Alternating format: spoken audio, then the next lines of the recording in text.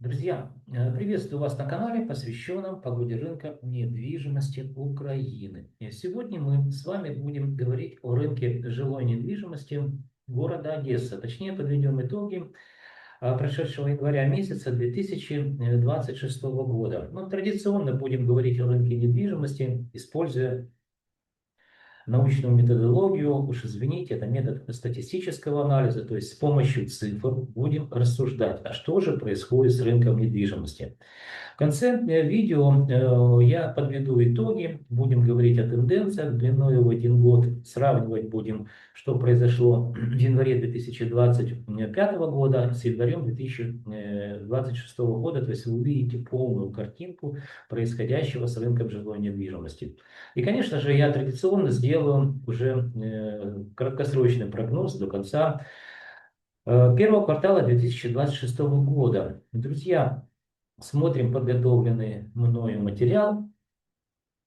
Попробуем вместе с вами через призму времени и цифр разобраться с процессами, которые я наблюдаю на рынке жилой недвижимости города Одесса, благодаря статистическим данным, которые мне любезно предоставляет компания Олимп Консалтинг. Итак, друзья, перед вами карта Причерноморского региона. Сегодня мы, куда входят три крупных областных города-центра. Сегодня мы говорим о городе Одесса. Но начнем с таких сводных данных, которые характеризуют состояние рынка на конец января 2026 года. Итак, население 993 тысячи, это довоенное, друзья, население. Сейчас я предполагаю, что 1200, наверное, стало меньше людей проживать в городе Одесса. Тем более сейчас не сезон, кто живет в Одессе, напишите, действительно ли так. Количество предложений, друзья. На конец января мы зафиксировали 36 100 объектов жилой недвижимости. Это первичный, вторичный рынок, которые были выставлены для продажи. Что округлим в большую сторону, что на 4% меньше по предложениям, напомню, чем это было в декабре месяце. Хотя декабрь месяц также показывал нам снижение по предложениям, друзья, но это связано с тем, что отключается электроэнергия, и, естественно, нет электроэнергии, нет интернета, ну и люди просто банально не могут выставить для продажи свои квартиры. Почему? Потому что я помню хорошо то время, когда еще не было интернета, и люди давали объявления в газеты и, так сказать, клеили расклейку, где писали, что купят или продадут какую-то там квартиру. Похоже, мы возвращаемся в этот период. Сейчас же, если не работает интернет, да, то вы не можете выставить для продажи свою недвижимость. Именно с этим связано снижение активности по предложениям. Социальное жилье, следующий параметр. Вторичный рынок, буду говорить только о процентном соотношении. Вырос, друзья, на 0,27%. Но вот тут внимание, давайте, кто меня смотрит давно, я говорил, что с января месяца мы будем видеть снижение стоимости квадратного метра чуть ли не по проценту. Ну, все говорит о том, что света 2 месяца, практически электричества нет, люди выживают как могут, да, ну с какого перепугу расти стоимости квадратного метра. И в декабре рост был там почти 1%, ну почти 1%. А вот сейчас видим, что рост все-таки положительный, плюс 0,27%, но все-таки положительный рост. Но, друзья, внимание, все остальные сегменты рынка недвижимости, а точнее первичный рынок, ну давайте мы к нему перейдем, давайте закончим со социальным жильем. Еще раз повторюсь, подорожала недвижимость на 0,27%. Также социальная недвижимость, это класс жилья. В аренде показала нам, сравнивая третий квартал с четвертым кварталом, рост на 1,25%. Ну и переходя к эконом-комфорт бизнес-классу, здесь также видим, это вторичный рынок, снижение, вернее рост плюс 0,21%. То есть замедляется вот этот, в прошлом месяце это было там чуть ли не то ли 0,70%, сейчас всего лишь 21%. А вот первичный рынок, друзья, меня, если честно, удивил. Я думал, что дешеветь начнет, ну как дешеветь? Это все-таки колебательные процессы, они просто первые такие признаки, что что-то происходит с рынком. И обычно первыми реагирует это вторичный рынок. А вот тут, видите, первичный рынок показал эконом-класс, снижение за месяц минус 0,1%. 31%. Хотя первичный рынок, друзья, это недвижимость, которая не построена, инвестиции в гривне, он, наоборот, должен расти, так как национальная денежная единица обесценивается по отношению к доллару. Посмотрите, какой курс сейчас, да, и вы поймете. Товары дорожают, недвижимость является таким же товаром, услуги дорожают. То есть вот первичный рынок должен показывать рост, но вот мы видим, что это всего лишь колебательный процесс, и за месяц снижение эконом-класс. Первичный рынок комфорт бизнес-класс, также снижение за месяц минус 0,20%. Ну и первичный рынок видим снижение минус 0,14% за месяц. То есть лед, как я, помните, говорил уважаемый Остап Ибрагимович Бендер, лед тронулся, господа. Ну, я это так шучу, понятно, это всего лишь колебательные процессы, но мы видели, как ровно 1 год стоимость по всем сегментам и по всем классам росла, как я говорил, с какого-то перепуга. Здесь первый месяц, где мы видим, как снижается на вторичном рынке рост, и уже видим всего лишь колебательные процессы, но отрицательную динамику на первичном рынке. Друзья, переходим к более подробной информации. Перед вами карта город Одесса, социальное жилье, декомпозированные данные. То есть более, так сказать, подробные. Бросается в глаза, что наибольше всего подорожала недвижимость у нас в Переславском районе. Ну, это самый такой недорогой бюджетный район, спальный массив, тут промзона идет, вот эта промзона, все. То есть он традиционно всегда как бы показывает как снижение стоимости на первом месте, так и когда рост придет, потому что ну, самое недорогое жилье, бюджетное назовем. И меньше всего подорожала недвижимость, видим, в Приморском районе, плюс 0,23%. В целом по этому классу жилья мы видим рост плюс 0,27% за месяц. В целом по городу Одесса. Следующий слайд, друзья, он появился благодаря вам, мои, так сказать, подписчики, и кто меня смотрит. Меня просили, Андрей, покажите, пожалуйста, что произошло с недвижимостью на протяжении всего периода войны. То есть 4 года. В феврале, друзья, вот сейчас февраль, война началась 24 февраля 2022 года. И вот давайте мы проследим, что произошло с недвижимостью за 4 практически года. Я на примере социальное жилье показываю. Итак, март месяц, это первый квартал 2022 года, война началась в феврале, помните, да?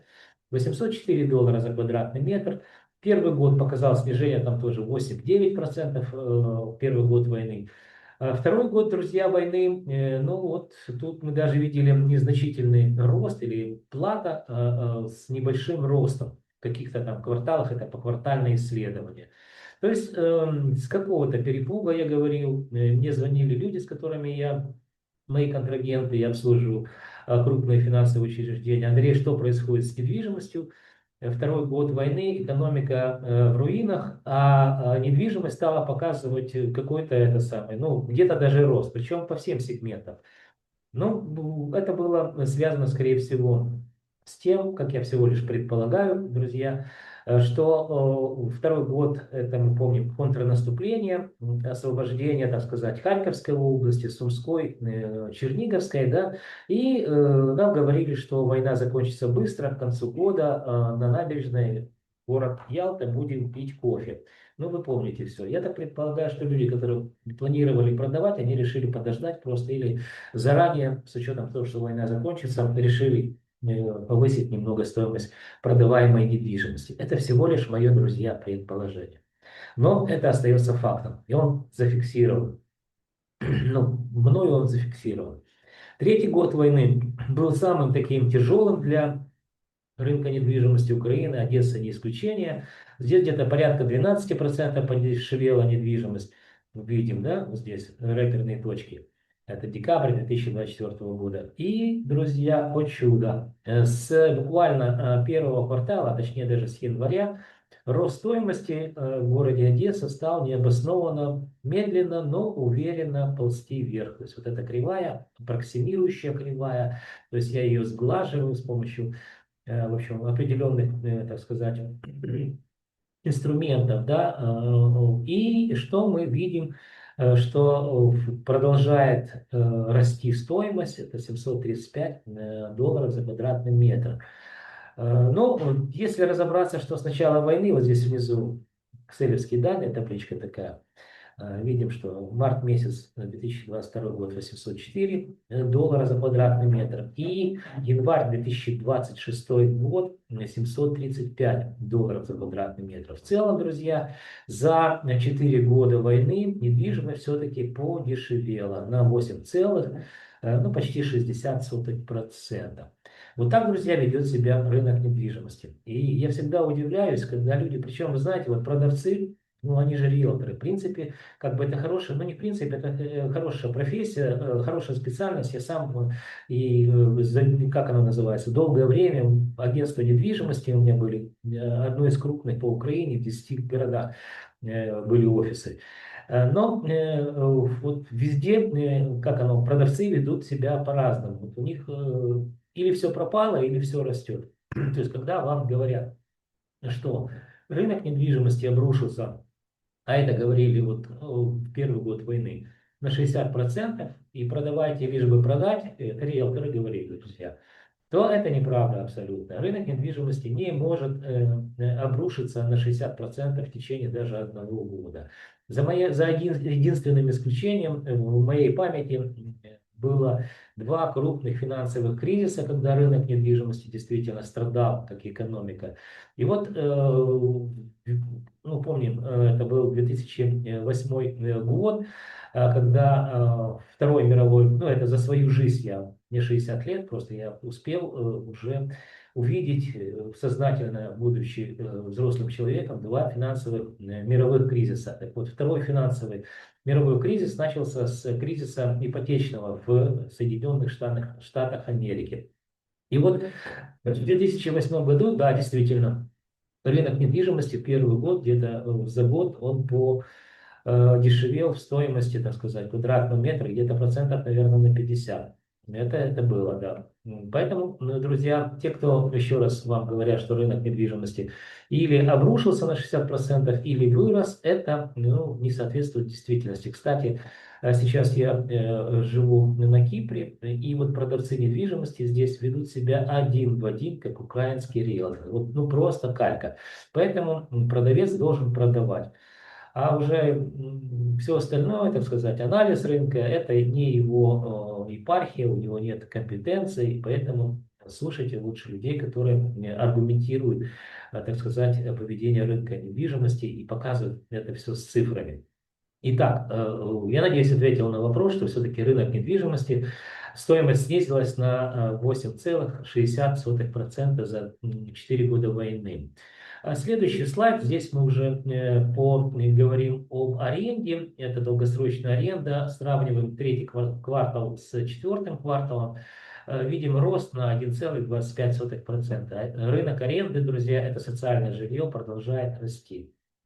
Следующий слайд, эконом-комфорт бизнес-класс, это вторичный рынок. Рост плюс 0,21%, и по городу в среднем это 962 доллара за квадратный метр. Можете посмотреть, как сильно отличается стоимость квадратного метра по административным районам. Ну и в данном случае рост в процентном соотношении за месяц. Переходим к первичному рынку. Вот здесь первичный рынок меня удивил, честно скажу. Я не думал, что в январе я увижу, как даже колебательные вот эти процессы в сторону снижения. Но это все что настроение людей. То есть, если недвижимость не сдана в эксплуатацию, да еще и бомбят, и света нет, то ну какая нафиг, какие инвестиции, извините, да? Тут не до жиру, быть бы живу. И видим, что снижение за месяц минус 0,31%. Напомню вам, это первичный рынок эконом-класс. Дальше, комфорт, бизнес-класс, первичный рынок подешевел на 0,20%. Также можете посмотреть в абсолютных цифрах, вот здесь, да, и отличается достаточно сильно. И снижение в данном случае в процентном соотношении за месяц. Следующий, друзья, слайд. Здесь первичный рынок квартиры элитного класса. Обратите внимание, что только в двух административных районах, это Киевский, центральная часть, ну, Приморский, он вообще центральный район. Стоимость квадратного метра также сильно отличается. Строится недвижимость данного класса. Мы говорим о элитном классе. В среднем по городу это 1438 долларов за квадратный метр. Ну и снижение на 0,14% в месяц. Переходим, друзья, к тенденциям длиною в 1 год. Это традиционный слайд.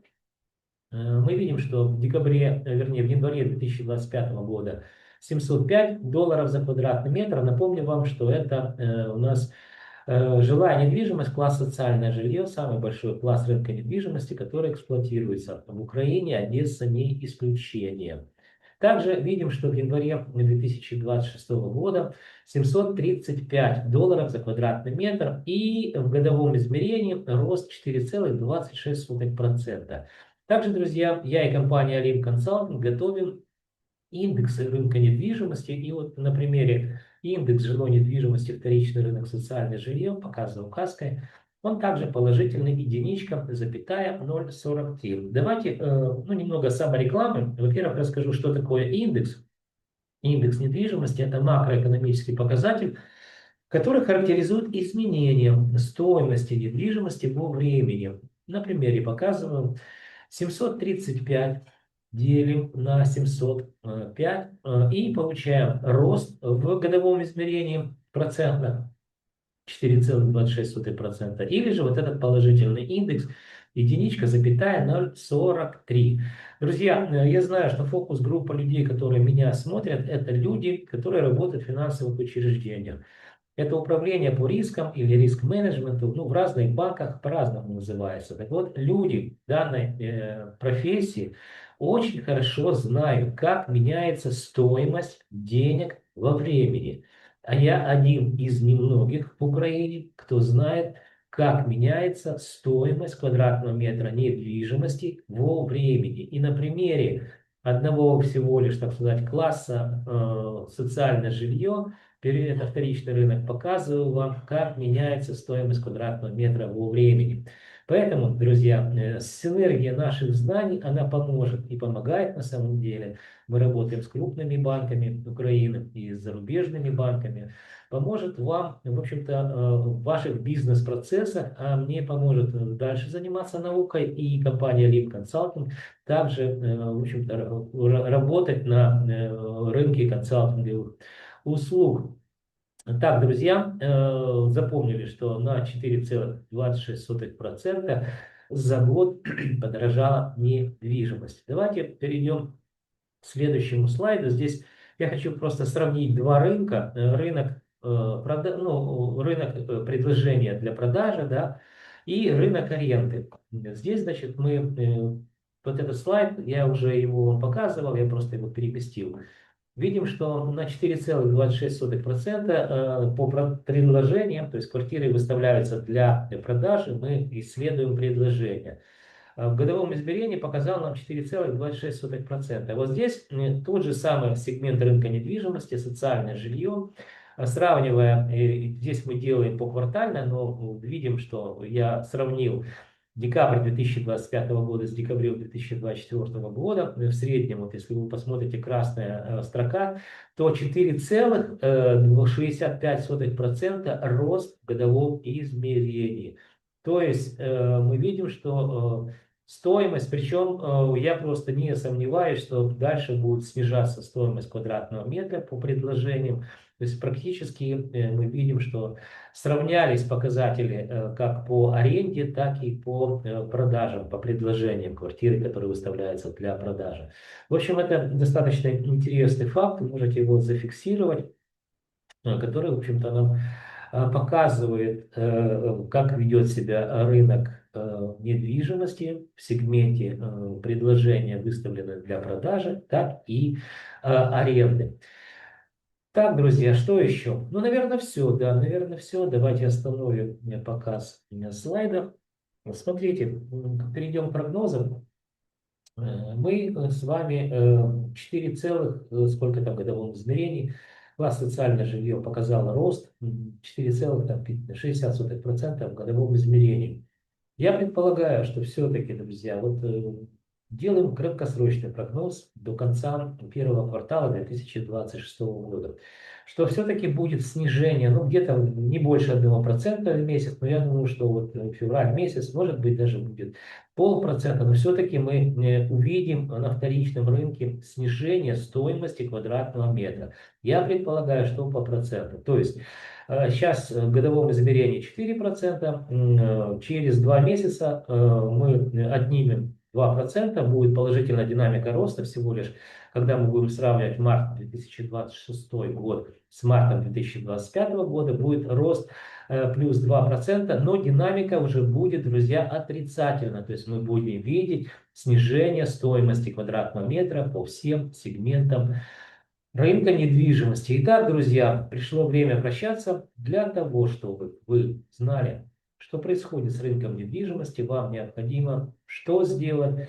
Правильно, друзья, подписаться на мой канал. Вы также можете лайки, дизлайки ставить, а еще вы должны помнить, что я ваш скромный слуга. И компания Олимп Консалтинг готовим для вас ежемесячные обзоры рынка недвижимости, которые, я уверен, станут для вас компасом или же картой путеводной в каменных джунглях рынка недвижимости Украины. Друзья, до встречи в следующих моих видеороликах.